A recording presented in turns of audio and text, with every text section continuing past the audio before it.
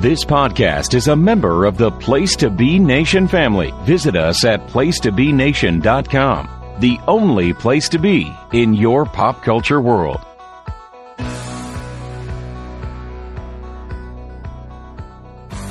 Welcome to PTB and Pop's Looking Forward, Looking Back Sports Edition, the show that takes a look ahead to an upcoming season that's about to begin, as well as looking back at a season that recently completed and crowned a champion. Now, here is your host, the Cowboy, Roger Morissette.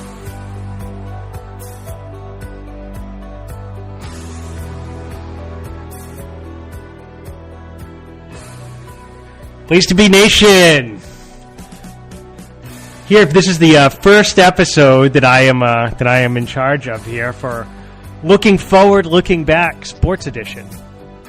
So thank you to Mr. Atherton, Andy, our favorite AA, for recruiting me for this project. So for those of you unfamiliar with the concept of the show, it's exactly as it sounds.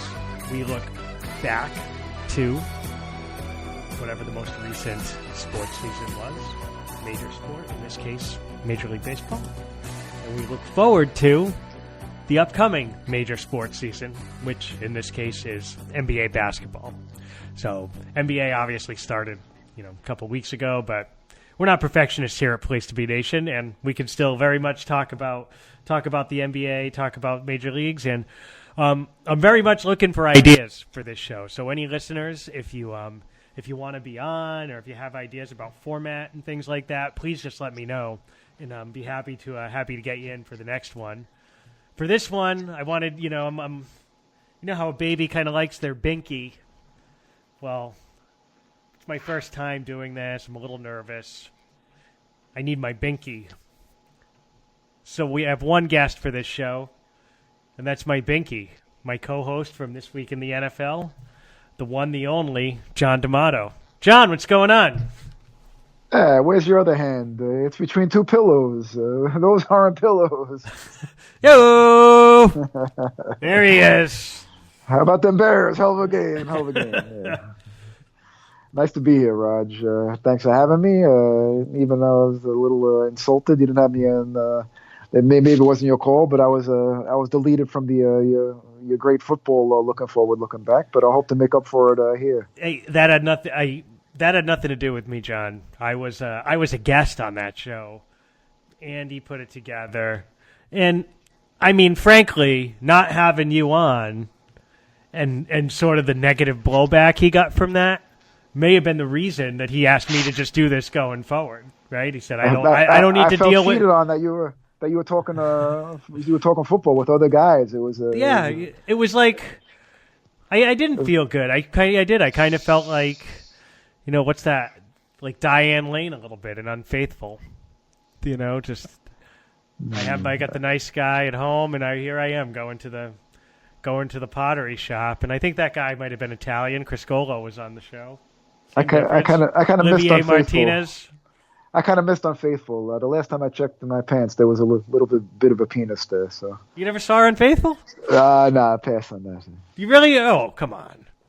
You should watch it. It's pretty good. I mean, I saw it a long time ago, and I think I watched it with a girl, but I wouldn't watch it with a girl because it's going to make, everybody thinks everyone's cheating on each other. It's no good. But the point is, I felt dirty and unclean doing a sports show without you, and I'm happy to have you here, John.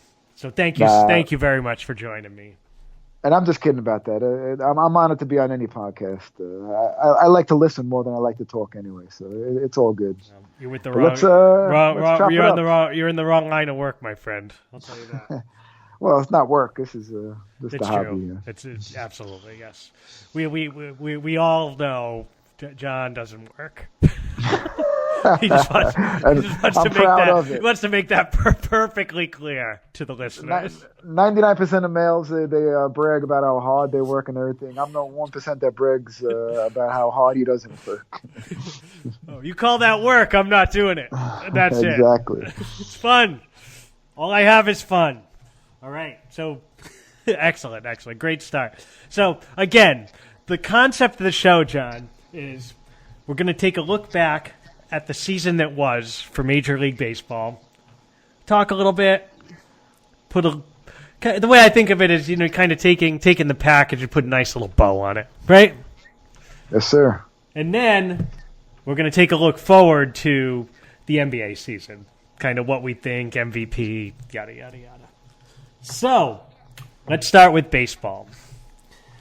First, can you just give me kind of your general thoughts? We obviously just had the World Series with the Washington Nationals pulling a bit of an upset, right? Bit of an upset, just kind of the whole way through. I think if you would have stack ranked the teams at the beginning of the playoffs, that the Nationals would have been near the bottom of the list of teams that you thought could win it.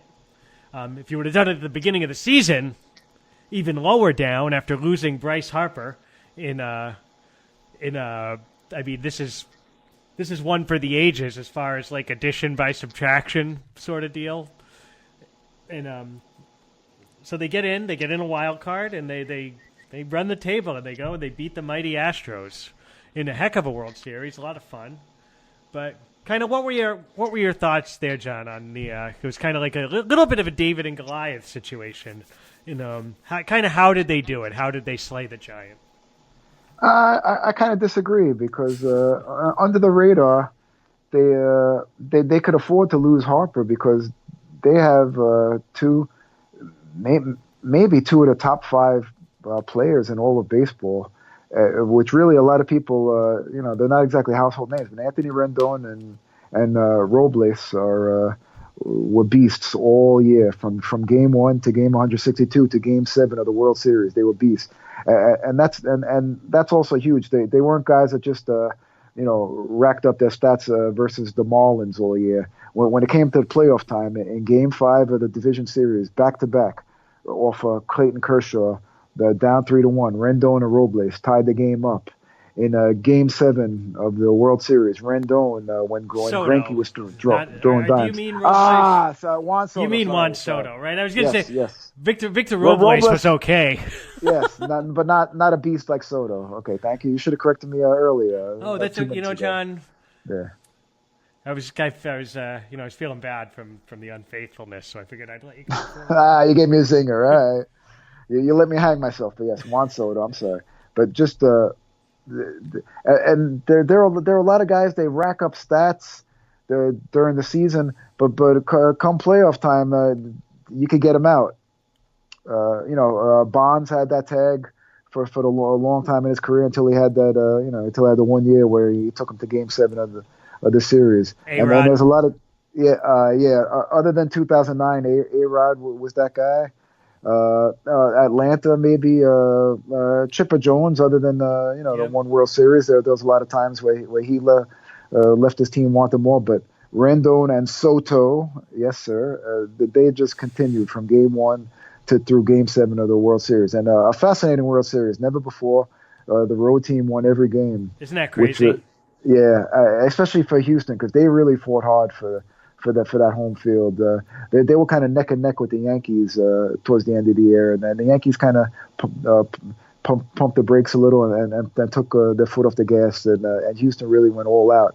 And maybe it helped them in the championship series versus the Yankees, but obviously in the World Series they had no difference.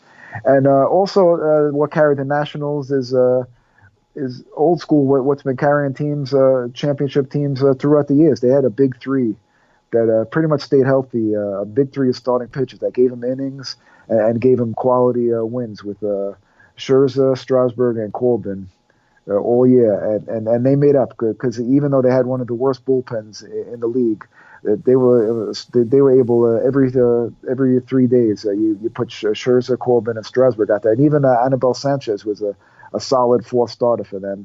And they stayed pretty much healthy, except for Scherzer missed a few starts. But other than that, they put a solid 4-man rotation and mixing in 5 guys in and out.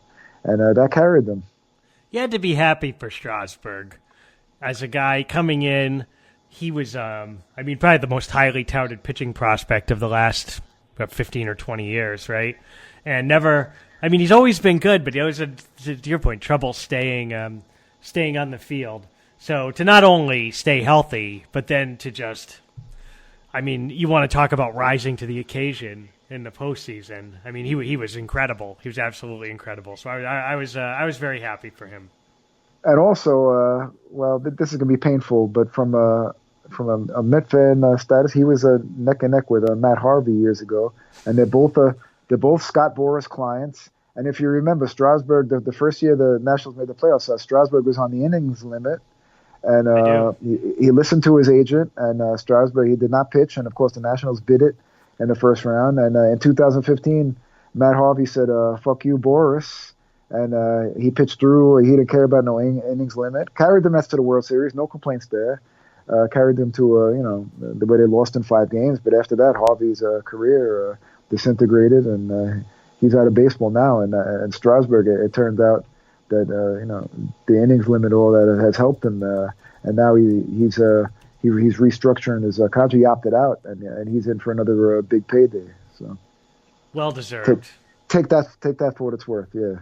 Yeah, I remember that. You remember? I mean, they got killed for sitting him that year. Yeah, as a fan, you should be pissed. But I mean, I guess it all worked out. But obviously, as a fan, if you're a Nationals fan, yeah, if you play the long game, sure. But but back then, yeah, that was a tough pill to swallow when you make the playoffs and you can't have your best pitcher. But Boras, and right now Scott Boras is probably the most powerful man in baseball. With he represents Rendon, Strasburg, Scherzer, Garrett Cole, who's also a free agent. Oh, there's a good guy to talk about. Yeah. So, shades of Zach Britton not coming into the game. I wouldn't compare it to Britton because he's not really a starter, and he was on 2 days rest. He's not. No, I know. He was on 2 days rest. I know that. It's the same kind. Of deal, though. Where if it doesn't, if you don't put him in and it doesn't work out, I mean, it ends out being a thing. He had the plan that if Harris would have got through the 7th, he was going to bring in his closer Osuna for the 8th inning, and this is AJ Hinch, the manager, and he was going to bring in Cole for the 9th inning if they kept the lead, but. Will Harris came in the 7th, down 2-1. Rendon had just cut the 2-0 lead. Greinke was cruising. Rendon just cut the lead to 2-1, and then Soto, Greinke walked him, and then that was it. And he brought in Will Harris, who was actually very good throughout the whole playoffs. So, but maybe a bit overused, and you can't really fault him. Howie Kendrick took a low slider. And he took it to the opposite field, barely hit the foul pole. It wasn't like he bombed one 500 feet. It wasn't like Harris hung a curve or hung a slider. It was it was low, and Kendrick just went with it and hit the right field foul pole. So it's one of those are the breaks. I don't know if Hinch should really get killed too much because especially Cole on 2 days rest and then never pitched the relief in his life. So that would have been a tough spot. But he did plan to use him for the 9th. So. You could second guess all night, but yeah, I know. But he was pretty pissed about it. It seemed like Cole. Oh yeah. They sure. Didn't he wear the Scott Boras hat after the game? Yeah, immediately, and he said, "I'm no longer." He said, "I'm no longer employed with this organization." He wasted no time. Yeah, that's tough because he wasn't with them in 2017 when the Astros won, so he's still without a World Series title, and they came close the last 2 years, but. They fell just short. Of course, your Red Sox beat them last year, which we'll get into. Your Red Sox didn't really do a good job as far as defending champions. If you want to get into what happened there. Well, I mean, I think it begins and ends with the two lefties, right, John? Yes, they kind of sold their soul for gave exorbitant contracts to David Price and Chris Sale, and they pitched their ass off. They juiced every inning out of them, and for that 2018 championships, and they also juiced the hell out of Nathan Eovaldi, who was a free agent, and they did right by him. They re-signed him, but business-wise, the move would have been to tell Eovaldi, "Hey, Eovaldi, thanks for the championship, and go find a nice contract somewhere else." So, I mean, how do you feel about that? Winning organizations kind of tend to don't really reward past performances. Yeah, you got to pay out looking to the future, not really towards the past. Yeah, the Red Sox don't have to look far. Just look right down the street to Foxborough, and they'll show you. Belichick, that door couldn't have hit Evaldi in the ass faster if that was Bill Belichick. So, I mean, with all that said, I didn't like the Evaldi signing.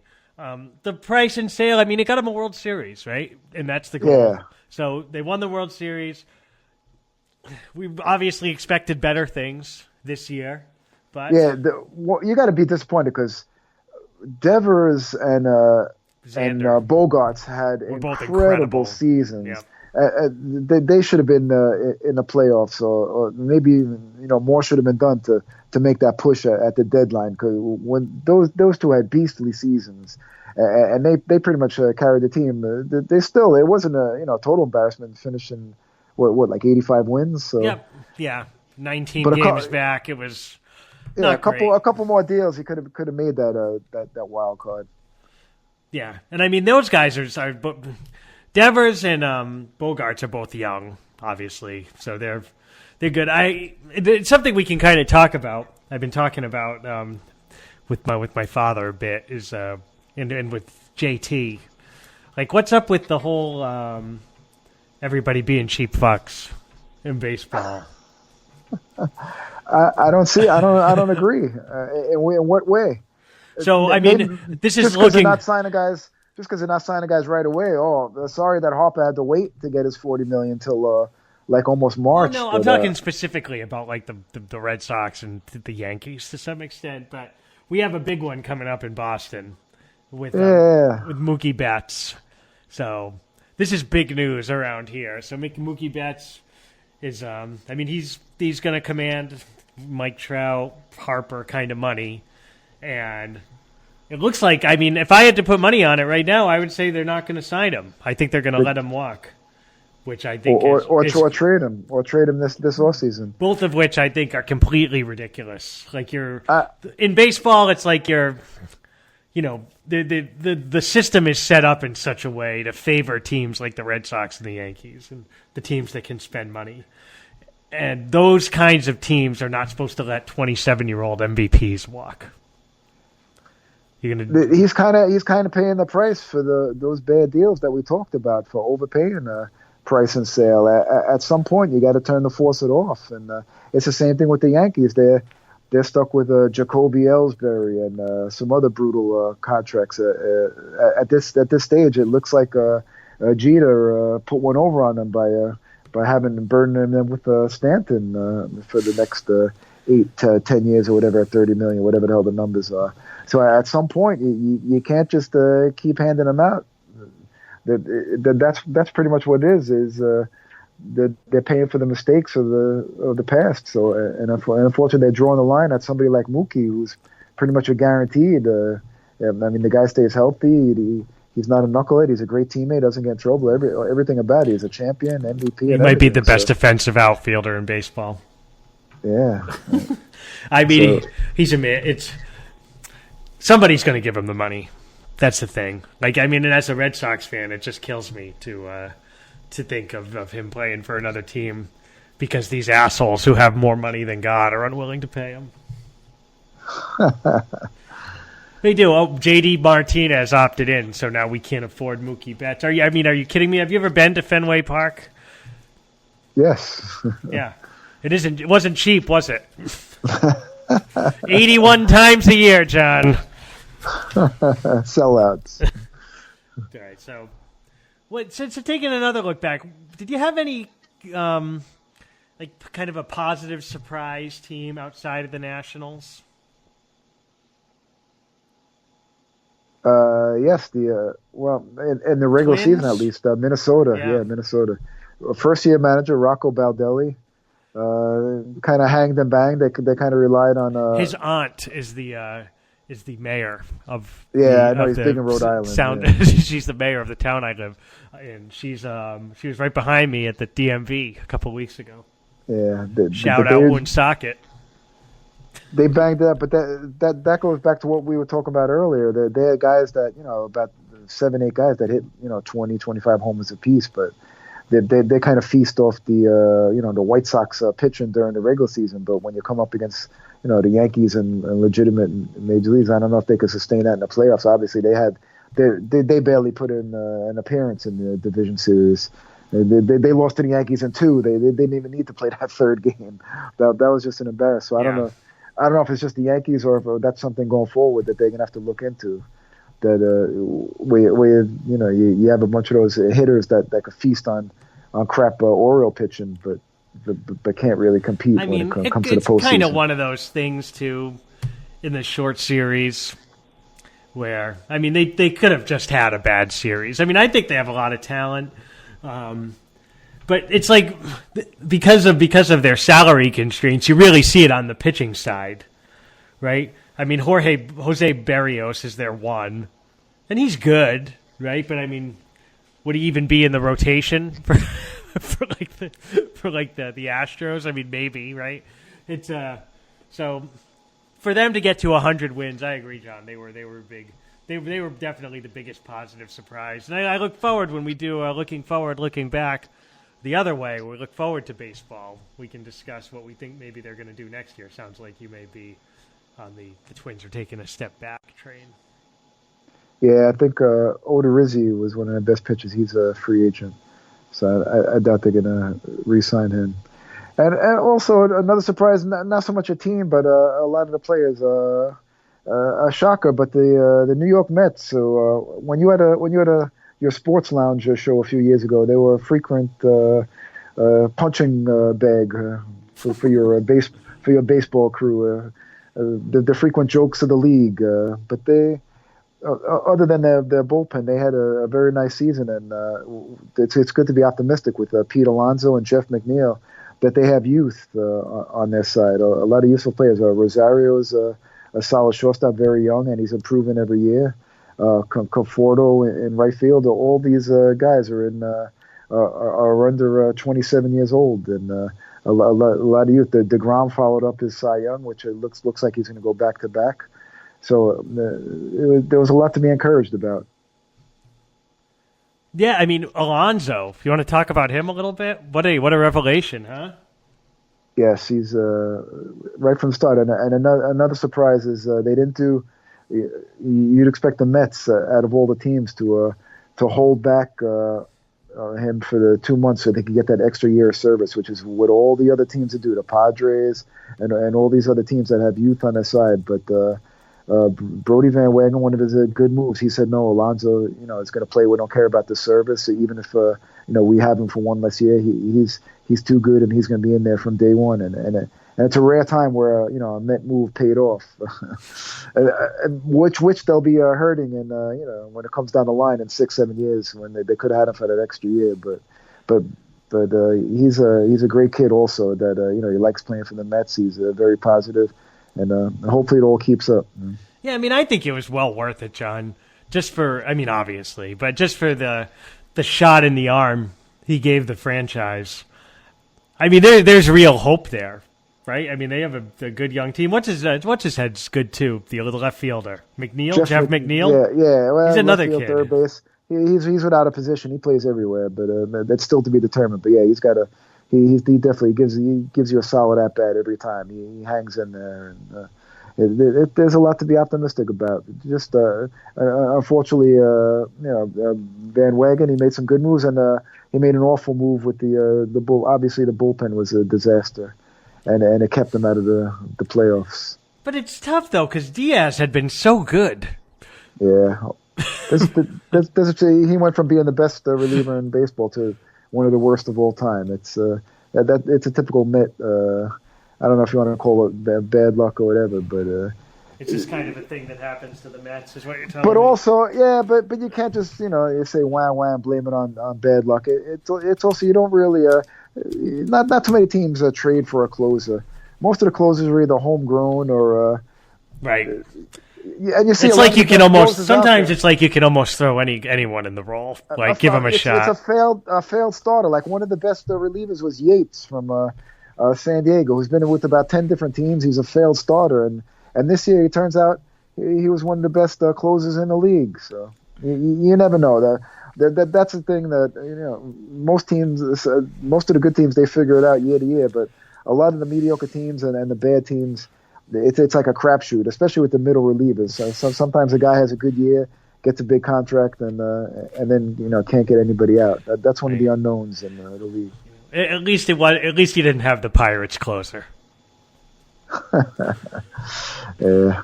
But so, I was Marcus, disappointed. I was disappointed that Joe Girardi went to the Phillies, because he would have been. He's an expert at handling the bullpen in his years with the Yankees, and I think that's what really the Mets needed. But that's not the where they wanted to go to. The trend right now is to hire first year guys with the taking orders from the GM and the analytics staff and all that. So they're kind of going to that trend. It's worked with the Yankees with Boone and with your guy Cora and a couple other guys. So we'll see how Carlos Beltran. We'll see how it works out.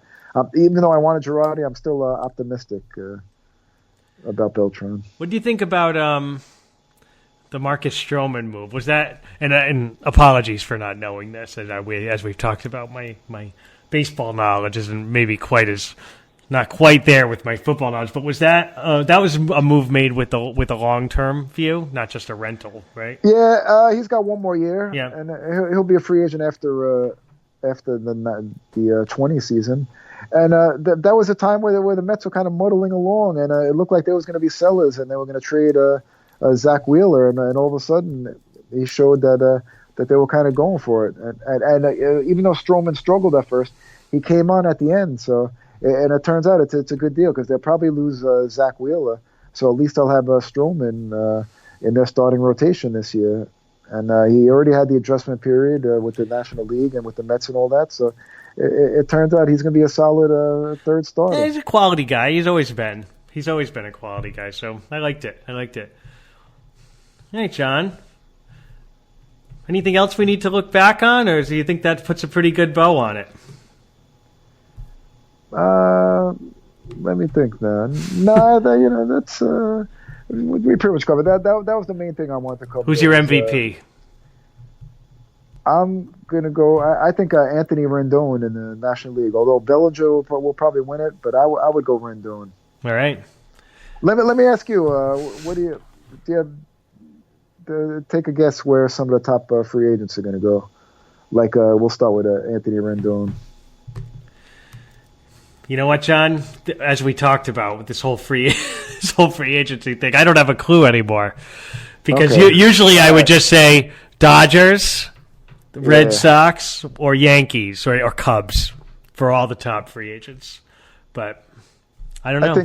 I mean, Rendon, last year when Machado went to the Padres, threw me all off. Yeah, well, Rendon's he's a Texas kid, so the Rangers with the new ballpark are going to be one of the favorites. Do you think he's definitely gone? I wouldn't be surprised if the Yankees move in on him. Any chance that the Nationals bring him back, or is it too much? I don't think so. I think the Nationals will keep Strasburg, but they may have to let Rendon go. I don't know if they'll be able to keep both. But you got to think the Yankees are going to be in the market for some pitching, and there's some. Yes, I would say as far as some of the main pitching, I would say Baumgartner's pretty much a lock for Atlanta, because he's like a Southern North Carolina kid, and the Yankees, as far as Cole, it depends on what you believe. Cole, is a West Coast kid who also grew up a Yankee fan, so he's got that going for him. And between Cole and Strasburg and Baumgartner, that the Yankees are going to be in the hunt for one of them, or maybe even Jake Odorizzi. All right. Well, we shall see, John. We shall see. All right, buddy. All right, so put a nice little bow on the Major League Baseball season there. And now we are approximately 2 weeks into the NBA season. And, I mean, we have some learnings. Teams have played 7 or 8 games, but I think it's still fitting to do a preview. Are you with me? Yes, definitely. Just let's try to talk as little about the New York Knicks as possible. They're rebuilding. They're rebuilding, John. It's what in the NBA. That's my only request. Because I might not make it through the podcast. It's the NBA, John. You don't want to be good. You don't want to be in the middle. I mean, you want to be either terrible or at the top. Yeah, Roger. They've been trying that strategy for a lot of years. For a little while. But the next dream is I think in 2024. The next faction, like the NWO, the next gang is going to be Towns, Booker, and D'Angelo Russell is going to be the next faction. I think in 2024. So that's what the Knicks better hope for. Towns is a Jersey kid, so get back to me in 2024 about the Knicks. We can talk about Towns, but holy moly, John! What? He's taking it up a level. Oh yeah, Carl Anthony. With him and Wiggins, I was going to say if they're patient and they could recruit one or two guys for next year, they could be a force. Next year. Yeah, I mean Wiggins is, he's I feel like he kind of is what he is at this point. But Towns is like, taking it up a notch, absolutely. But all right, and that's just first Embiid, I guess when we're talking NBA and we're doing a preview. The first things we want to talk about are guys that switch teams, probably, right? Because we had some pretty important ones. Obviously, right at the top of that list, you had Kawhi Leonard lead Toronto to a world championship, cement himself as, one or two as far as best player in the league. He jumps ship, heads over to the Clippers, takes Paul George with him. So they're 6-3 to this point. Leonard, he's going to miss games here and there. There's a little bit of an uproar the other night from the stupid NBA. Needs to, all of a sudden, hasn't Popovich been doing it like 7 years ago? Didn't Popovich start that? Why all of a sudden is they getting on Kawhi's case because it was a national TV game, or it's the right thing to. They should be doing it. It's what Toronto did last year, and they won the friggin' title. Ask any fan: Would you rather watch your team win a championship, or would you rather watch your favorite player play? Of course, and it is because it was a national title, a nationally televised game. When they got on Popovich for it, he sat what I think he sat Duncan, Ginobili, and Parker, and then they almost won the game anyway. Yeah. Same thing with they only lost to Milwaukee by like 6. But so that's obviously the biggest move, one of the biggest moves of the offseason. So let me ask you first, John. George is going to be back soon.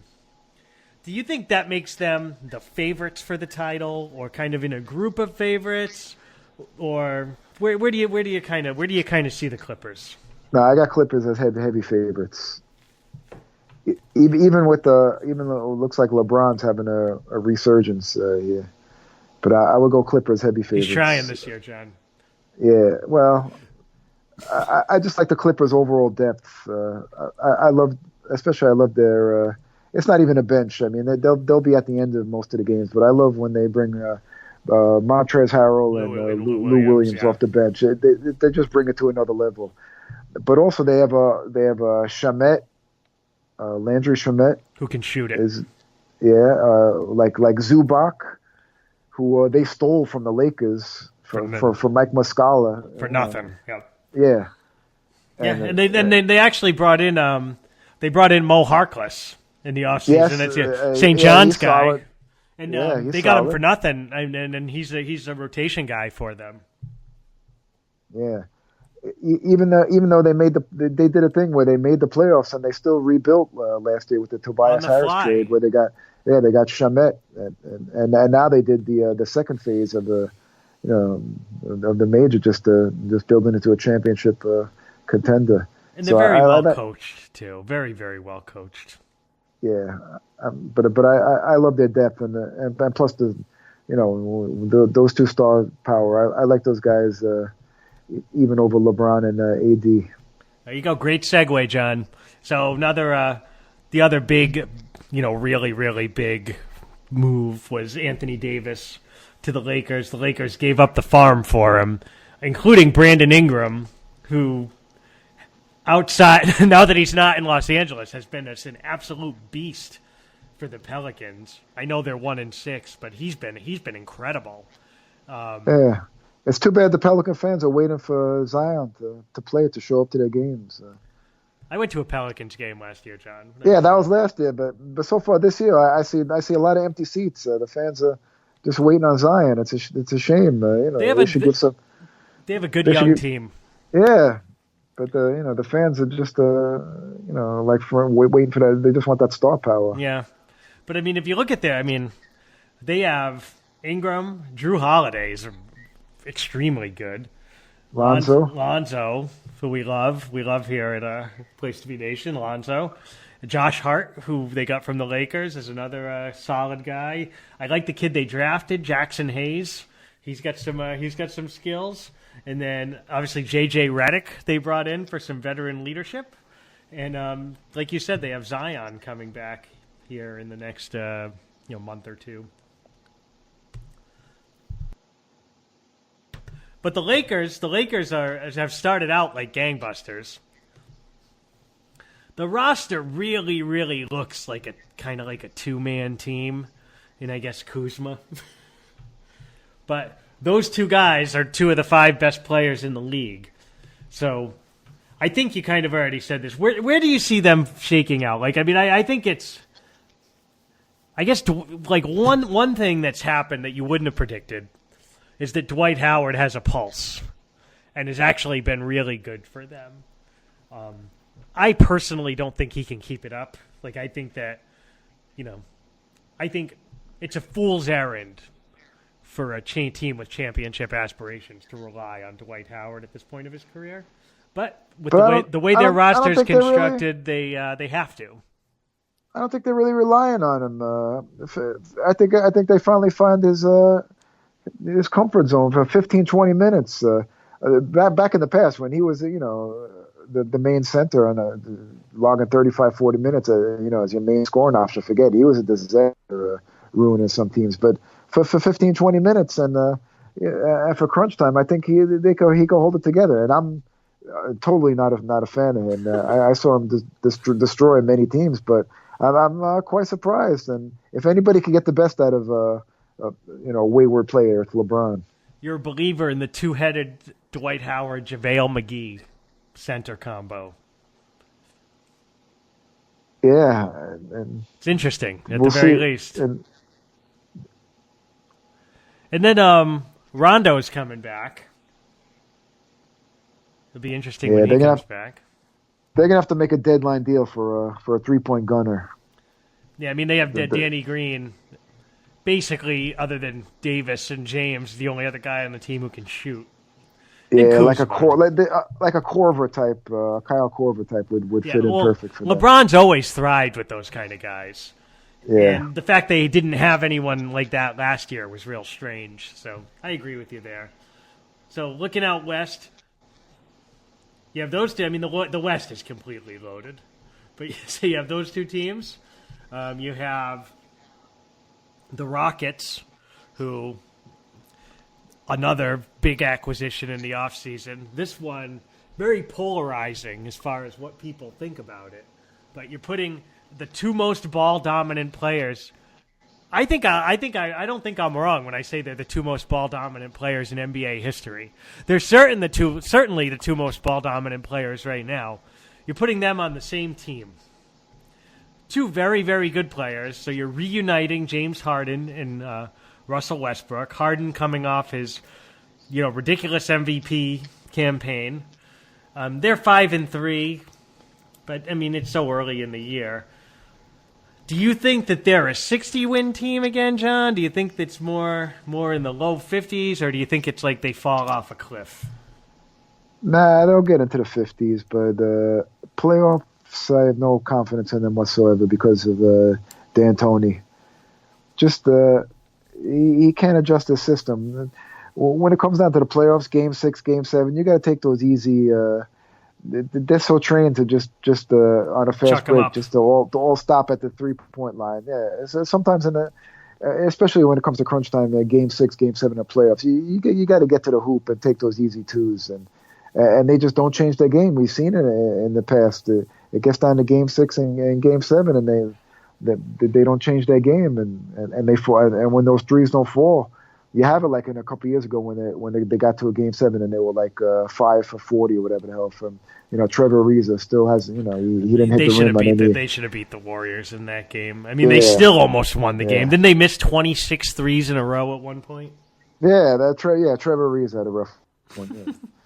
So I have no confidence in D'Antoni. He doesn't stress defense but they'll get to the into the 50s, but in the playoffs, especially now with other teams improving, they don't win around. That's about it. I agree. I was actually a Phoenix Suns season ticket holder during the D'Antoni Sun years with Steve Nash, and I think that was about the cap. That was the cap for him. And I mean, they were a great team. I believe they got to Game 6 of the Western Conference Finals twice. Yeah, they had the first seed. That was disappointing. They should have beat the Lakers that year, but they couldn't get the job done. Agreed. And kind of a lot of what you're saying. So I tend to agree there. It is really going to be really interesting to see how those guys play off each other, though, because it's like if they can both commit to kind of moving without the ball, like that's the thing. Neither one of them ever are so used to having the ball that when they don't have the ball, they usually just go stand in the corner and don't do anything. But you'd think they could make a little magic if they could learn to play together. But it's going to probably be an all-season thing for them, getting used to each other. Yeah, it's going to take a while. Denver, another. They were the 2, I believe, last year. Off to a good start this year. Kind of a trendy pick for the 1 seed in the West. It's a team who, on paper, I mean, Jokic is incredible, right? I mean, for those who Joker. I mean, for those who are kind of like purists, who like somebody who can really pass, I would say I think he's the best passer in the league, right? Maybe regardless of position. I mean, he's an incredible passer. So much fun to watch. And, you get a guy like Jamal Murray, who took a real nice step up in the playoffs last year, who's coming into his own. And, then it's just they got a bunch of athletes outside of that, and it's an interesting mix, but it seems to work for them. So they'll definitely be in the mix again. And then, kind of a team I see falling off a little bit is the Blazers, which I would have said at the beginning of the year as well, before they were 3-5, but they were pretty highly seeded last year. I think they did not improve, and the rest of the conference kind of did, and it's just tough sledding for them. And then one other thing to talk about, John, while we're in the West here. I mean, I know it's a preview. I don't think either one of us would have predicted that the Phoenix Suns would have come out and played the way they have so far. 5-3, some good chemistry they got going on with Booker's not shooting 50 times a game. Ricky Rubio is a solid point guard there, and they got some talent on that squad. I don't know if they're going to keep it up, but hopefully Ayton got suspended. Yeah, and they brought in Baines, who I'm very familiar with from the Celtics, as solid. He's been solid to back up Ayton, and I mean he's been great since Ayton's gone out, and they have some good wins too. I mean they beat the Clippers, they beat the Sixers, who are both very. I mean, it wouldn't be a huge shock if Clippers Sixers was the NBA Finals. So good for them, and I think you hit on something there, John. The Ricky Rubio signing, when they made it, seemed kind of weird for a team that has been bottom feeding for so long. But they have all these, kind of these young studs, right? Booker is a young stud, but they didn't have like that stabilizing influence. And I've watched their games this year, and he's really, really been exactly that. Him and Baines, stabilizing influences, veteran presences out there that are allowing the young guys to flourish. And I don't know if they'll make the playoffs, but it's good to see a little life in Phoenix after about 10 years of junk, for lack of a better word. So anything else you wanted to hit on in the West? No, that's about it. Could talk about the Warriors. Nah, there's not much. Just decimated by the injuries. There's not much to say. Even without losing KD and Thompson wasn't going to play anyway, and now Curry's out. It's just at least a lot of guys get a chance that you wouldn't think of, like Eric Pascal, who you're familiar with from Villanova. I mean, he's the whole offense. Yeah, he's led them to a couple wins. I'm kidding. That D'Angelo Russell as well, obviously, and Draymond. But no, I mean, the Warriors do have a history of hitting on those second-round picks. Draymond was a second-round pick. Yeah. And Pascal, it's a lost season for them, right? So if they come out of this season where that guy, when they're ready to retool and ready to contend again next year when Clay and Steph are back, if Pascal is proven to be a guy who can be a sixth or seventh man for them, I mean, that makes the season a success, right?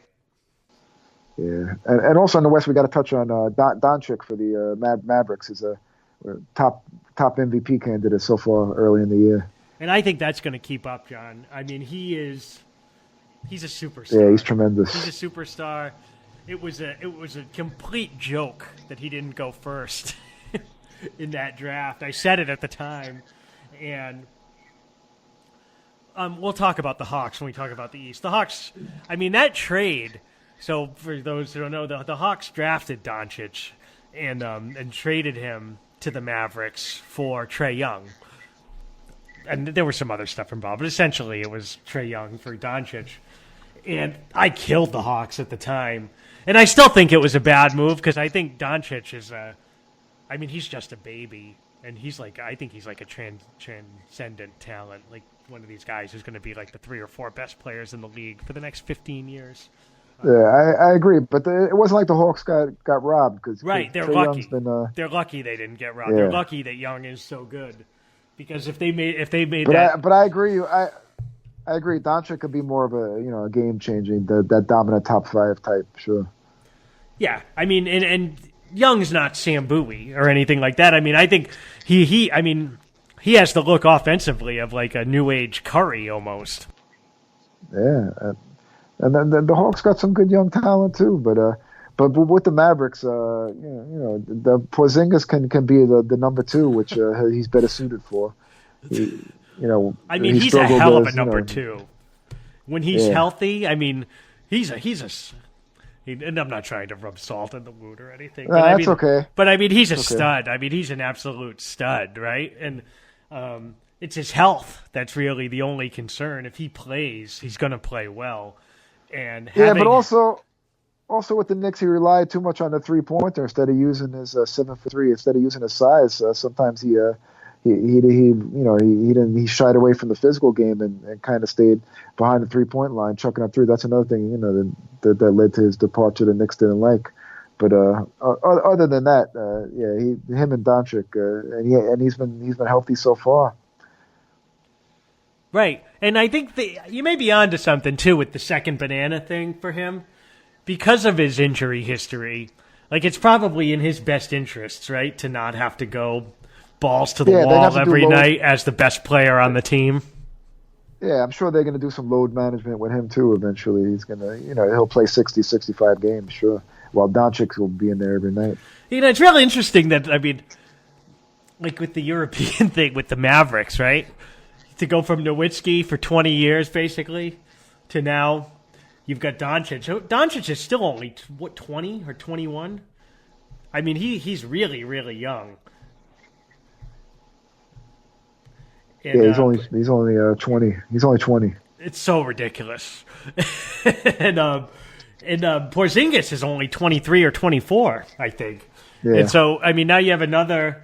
I mean, these guys are going to be the heart and soul of this team for the next decade. Yeah, and he got his money. They signed him to the max contract. Yep. I didn't think they were – I liked the move for them, and I loved the Doncic move for them, but I really kind of thought that they were a year away from contending. So if we would have done a true preview show, that's what I would have said. But kind of with what we've seen at the beginning of the season, I think you're right, John. I think at the very least it's a playoff team, and it could be, a team that wins a round. Wow. Yeah, that's what it's looking like. They'll probably replace like a team like the Spurs that made it last year. They'll probably wind up replacing them. And they got a good shot at that division with Dallas, Houston, and the Spurs. Yep. Dallas got a good chance to take that division. Yeah, so let's take good talk on the West there, John. You still got enough juice to talk the East? You got enough gas in the tank? Let's stay out of the Atlantic basement, and we'll be fine. All right, I can do that for you. So, speaking of no, I'm joking. How about this? Let me start off. How about a surprise team, Miami Heat? Yeah, at least so far. The East is so wide open that you kind of would think that you're going to have some of these teams. Like they're kind of like the East is like a big jumbled mess, right, at the beginning of the year.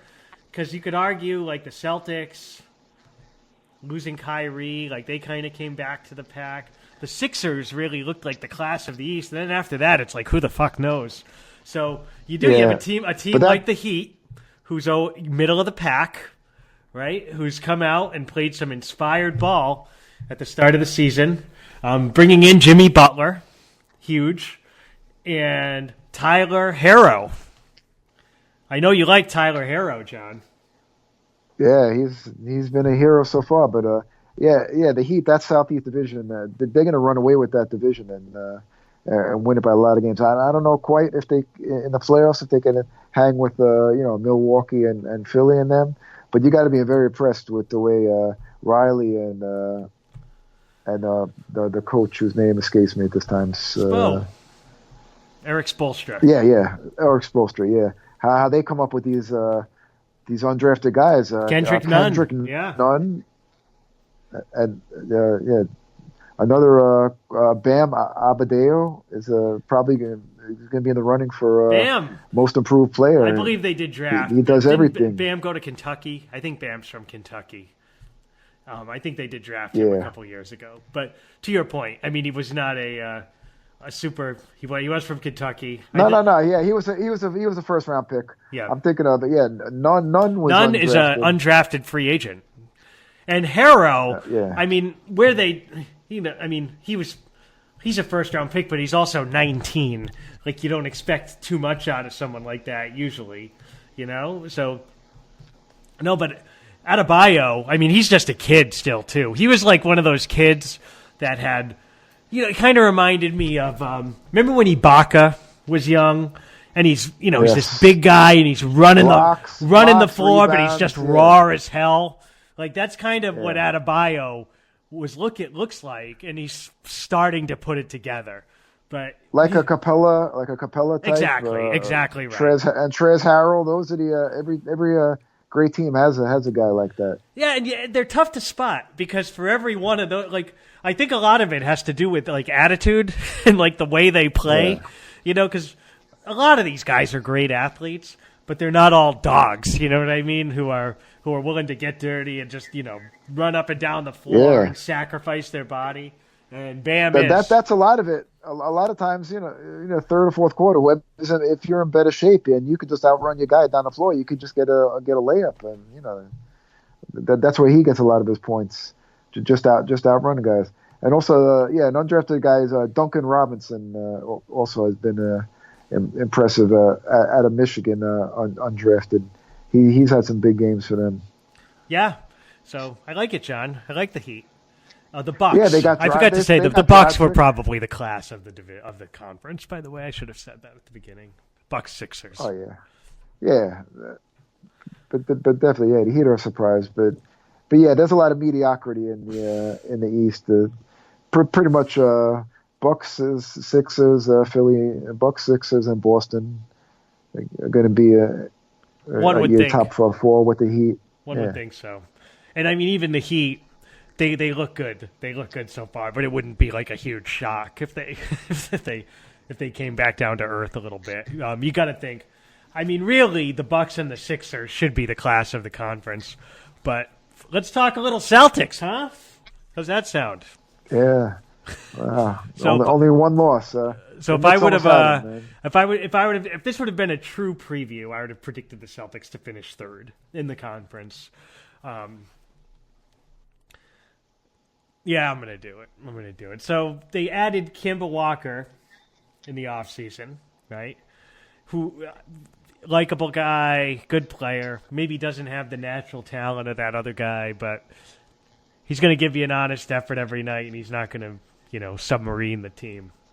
So I think that's really where the Celtics win in this one, is that Kyrie Irving no longer plays for them. So it's a tough thing to say, because you watch the guy, and I mean I'm just a big basketball fan and a huge Celtics fan, and he does things that maybe one or two other guys in the history of basketball can do. I mean, he's an incredible talent, but he's just such a diva and such a head case and such poison in the locker room that he makes your team worse.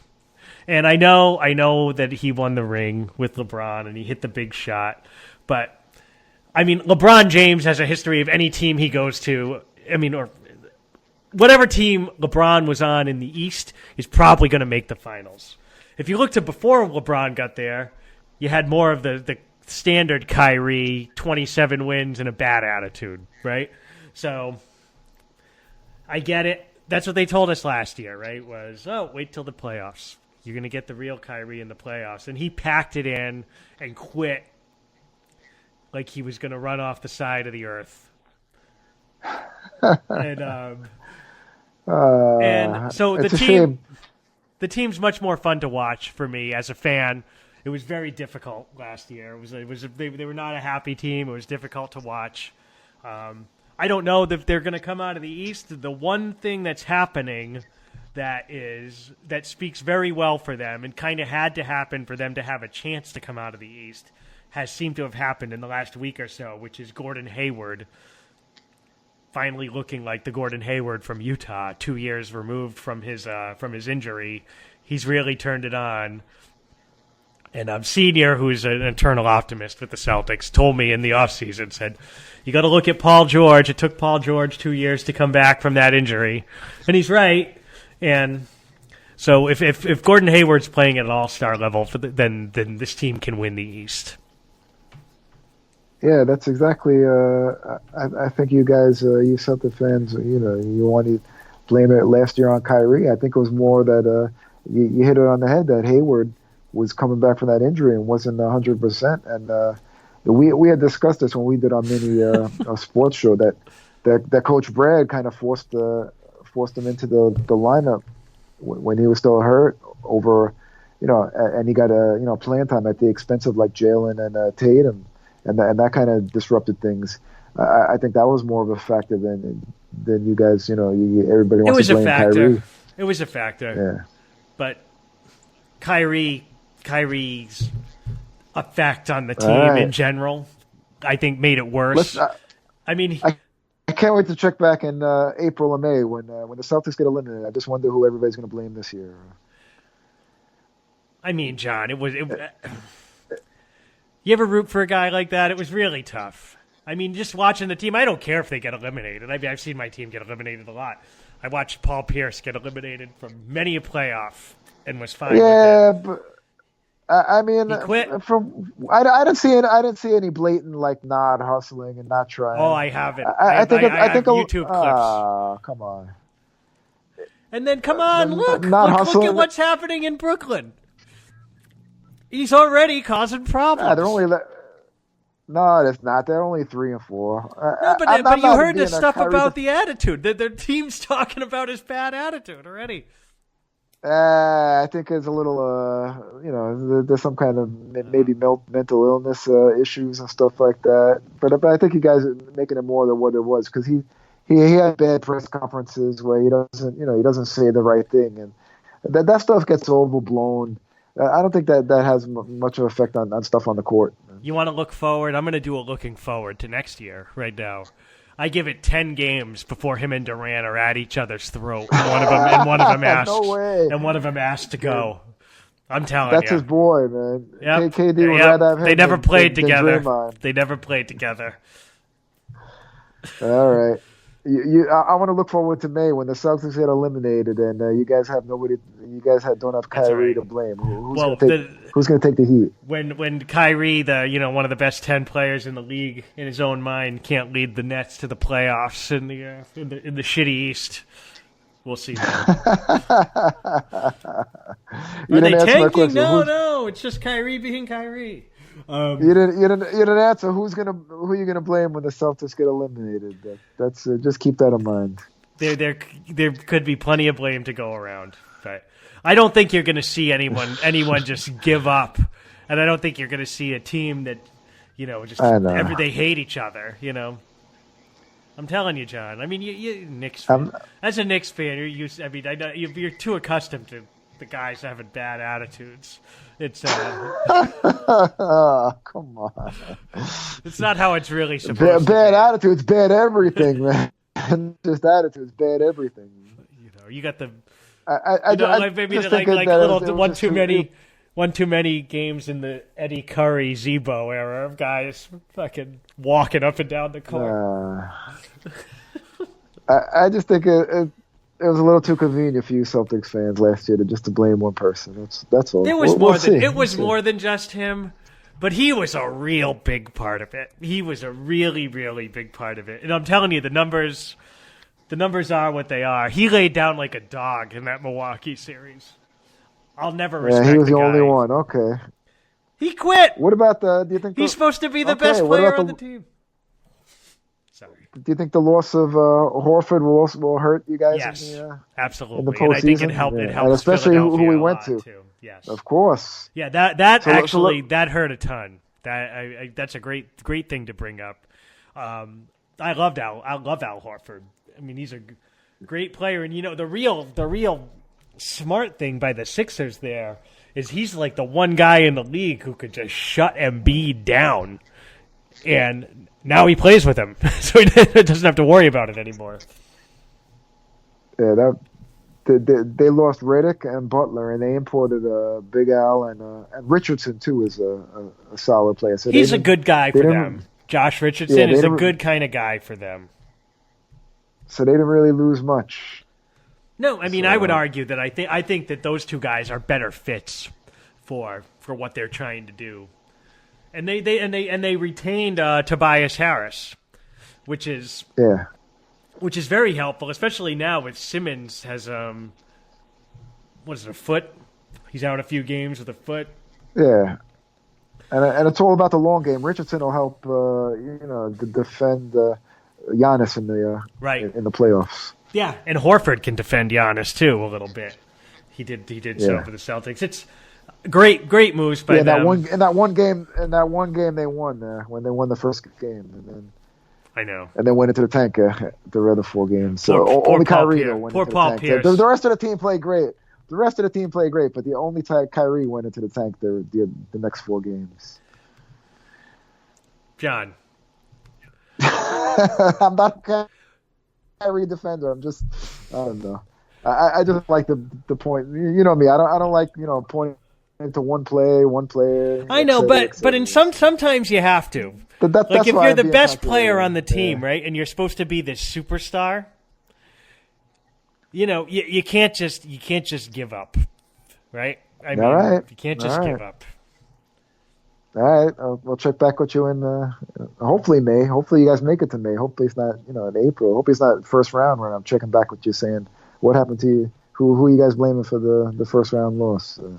You know what I'd really like, John, is I'd like to play the Nets in the first round. That's what I want. Be careful what you wish for. We can live watch. But don't make me start rooting for the Nets right now because I don't want to root. Guy. I don't want to root for the Nets. I'm not usually. You know me, right? You know that I am not usually like one of these hot take type of people. This one's legit. I'm telling you, this one's legit.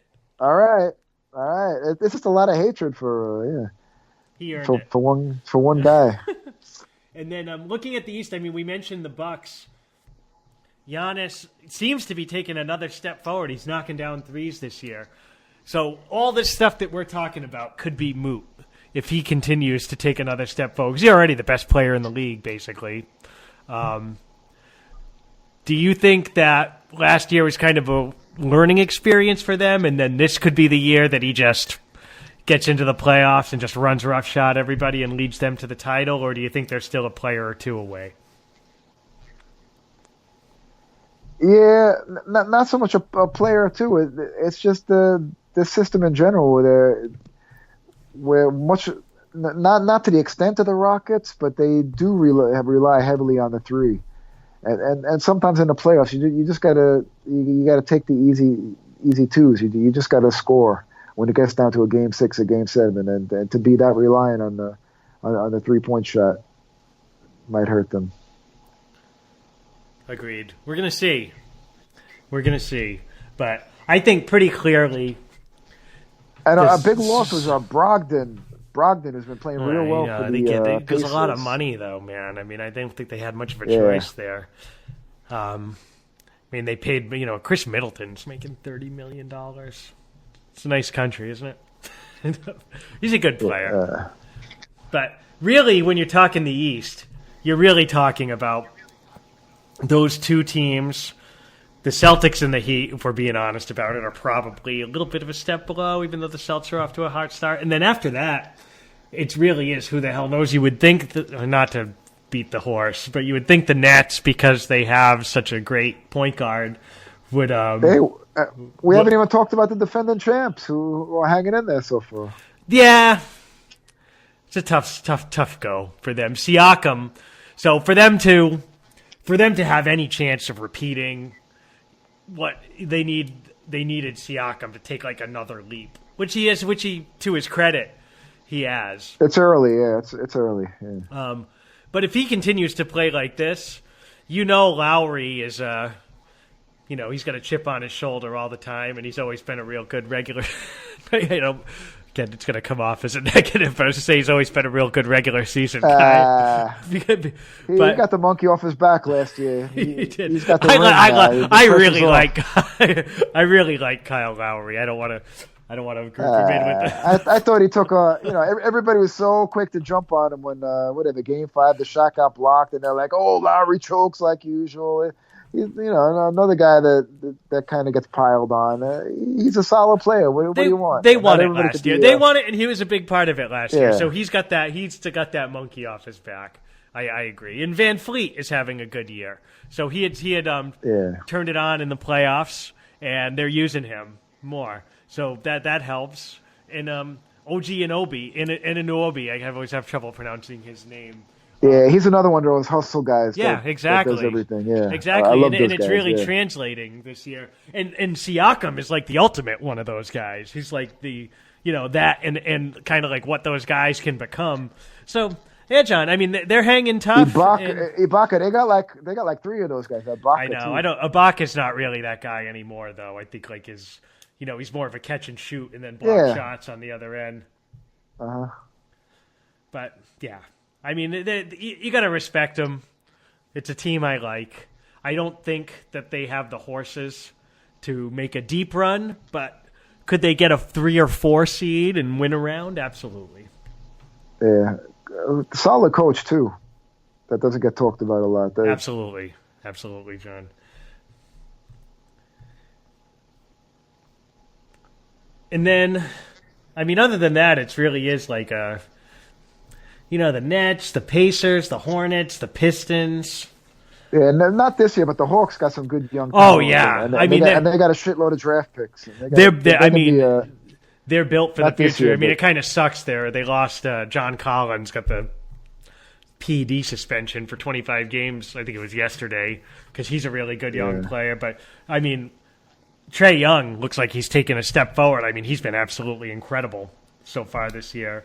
I like what I've seen from their rookie DeAndre Hunter from Virginia. He's a good player, and I don't know. Reddish. I don't know about Reddish. We'll see. He was always like at Duke. I always felt like he was like one of those like athlete guys who like didn't really know how to play basketball. So we'll see. Jury's out on Reddish. You know who I like too on there? Herder. Everybody likes Herder. Yeah. He can shoot it. Yeah. And they got Vince Carter showing everybody the way. It's kind of funny, isn't it? Like, who would have ever thought that of all the guys, like the guy who was kind of known as like the biggest prima donna of his era would be this guy who plays till he's 45 years old. And, like, you never hear a peep out of him. He just goes out there and plays. Yeah. So, John, real quick here, now that we've previewed both conferences, give me conference championship games, finals, and then winner of the finals. Sixers, Clippers, and Clippers. All right, and who are the Sixers going to beat to get there, like in the conference championship? Sixers over Bucks. And Clippers, over Lakers. Oh, I hope that happens. That would be good. So, going with the chalk. So, I'm going to go Bucks. Bucks over Celtics. And I don't know who I'm going to blame, but I'll blame somebody. And then it's good. It'll be a great year if you get that far. It'll be a successful year. And then I hate to say this, but I'm gonna go Lakers over Clippers. Come on. And then I'm gonna go the Bucks beating the Lakers in a passing of the torch moment from LeBron to Giannis. I'll take that. But MVP. MVP is. I'm gonna go with LeBron. All right, I'm gonna go with Giannis. That's probably obvious. And Rookie of the Year. We give a plug to your guy. You gonna go RJ?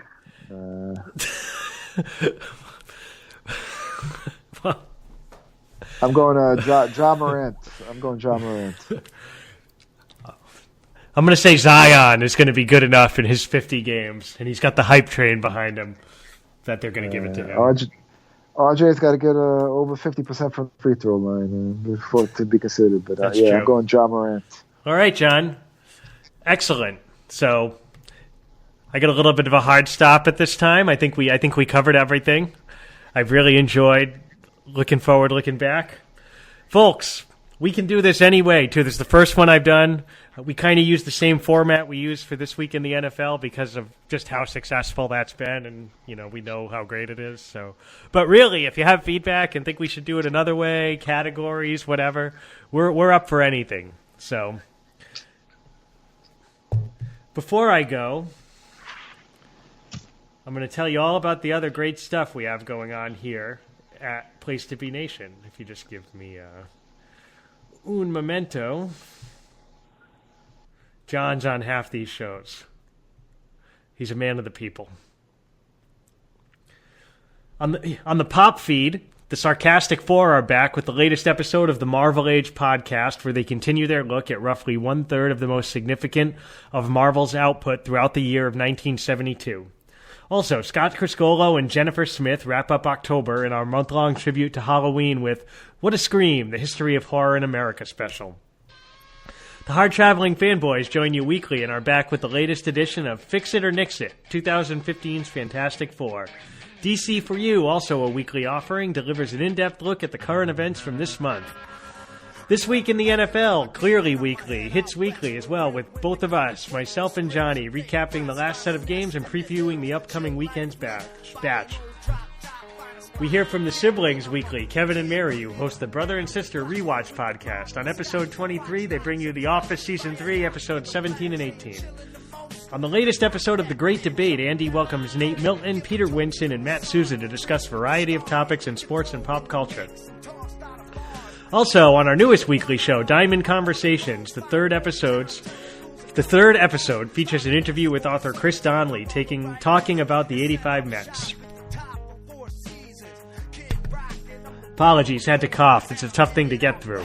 On the latest episode of Laugh In Theater, Andy is joined by Mirandia to live watch the 1988 comedy Beetlejuice.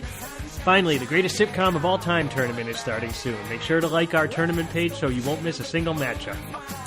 Over at the Wrestling Feed, we dive back inside the vault as Parv and Chad deliver a review of Great American Bash 1988 and the classic edition of Where the Big Boys Play. Row 1, Seat 1, number 28, Ben hosts PTBN's own JT Rosero, chronicling his history as a wrestling fan and the founding and growth of Place to Be Nation. In our newest show, With This Ring, husband and wife Ryan and Cindy look at 5 matches and discuss where they place on Ryan's GWWE match list as well as Cindy's personal list. On Place to Be Podcast, JT and Scott deliver their 9th annual Halloween Spooktacular. They kick things off with a spoiler-filled discussion about the Netflix Marvel Universe. Then they are joined by the Cowboy, myself, Roger Morissette, Andy Atherton, and Matt Souza for a live watch of the legendary Tyson vs. Douglas world title boxing match from February of 1990. On the latest PTBN Extreme 3-Way Dance, JT, John, and Jenny continue their ECW hardcore adventure. Their ECW adventure with 3 episodes of ECW Hardcore TV from June 1994. Sorry about that, John. Subscribe to The Jenny Position, the new home of Geek and Sassy, Talkin' Pop, Freak Out Drive-In, Telling Stories, and more. Also, don't forget to check out PlaceToBeNation.com each and every day, where we have new voices and fresh takes bring you articles on topics in the worlds of wrestling, sports, and pop culture, including the SmackDown on Fox report, This Week in the WWE, Jason's DVD Deep Dive, and Ben's Unpopular Opinion. Also, don't forget about veteran columns like Glenn's Weekly Walk and Campus Hot Takes with Scott Criscolo and Logan Crossland. Lastly, if you're shopping over at Amazon, be sure to click the Amazon banner on PlaceToBeNation.com. And also, check out our social media pages and message board at www.bigelow34.proboards.com. John, as always, it's a pleasure, my friend, and I hope you're able to join me for the next Looking Forward, Looking Back, which should be the end of football season. Does that sound good to you? Okay. We're going to have to do This Week in the NFL and that. We're going to get Senior on that one. That's my goal. Anything with Senior on, I love. Agreed. So for John, I'm Roger, the Cowboy. It's been great. Appreciate everyone's time. Yes, sir.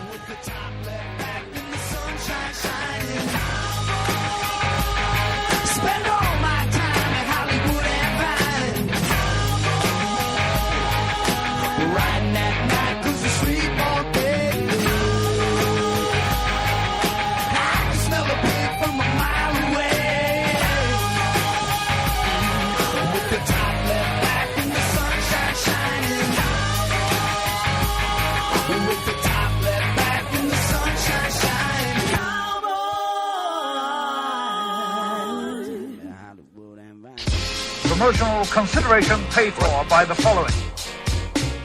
Place to Be Nation's JT Rosero and Chad Campbell here. We want to let you know that we have over 24 podcasts available on iTunes, Stitcher, Google Play, and PlaceToBeNation.com. We now offer them to you on 2 great feeds. On the Place to Be Nation Wrestling feed, we dive into topics running the gamut from today's WWE to the glory days of yesteryear and the ins and outs of the territory days. In addition to our full-length shows, we also deliver to you special pod blasts on topics old and new. The Place to Be Nation Pop feed is a veritable treasure trove of great content, offering tremendous shows covering the land of movies, television, life, comics, and sports, brought to you by the most knowledgeable and insightful folks in the podcast world. You can find all of these current shows, plus archives of our previous podcasts over the past 8 years as well, by subscribing to our feeds on iTunes. And while there, be sure to rate and leave feedback as well. All of these shows, plus others, available at PlaceToBeNation.com, where we cover pro wrestling, sports, movies, comics, plus in-depth stretch projects and more. Be sure to support our site by using www.PlaceToBeNation.com/Amazon while doing your online shopping. And be sure to join us at our forum at Bigelow34.proboards.com for all sorts of wrestling, sports, and pop culture discussion each and every day, where you can make your voice heard. We also want to thank our friends at Bonehead's Wing Bar, ProWrestlingOnly.com, and TheHistoryOfWrestling.com. Be sure to follow us on Facebook, Twitter, Instagram, and Tumblr as well. PlaceToBeNation.com, the only place to be in your pop culture world.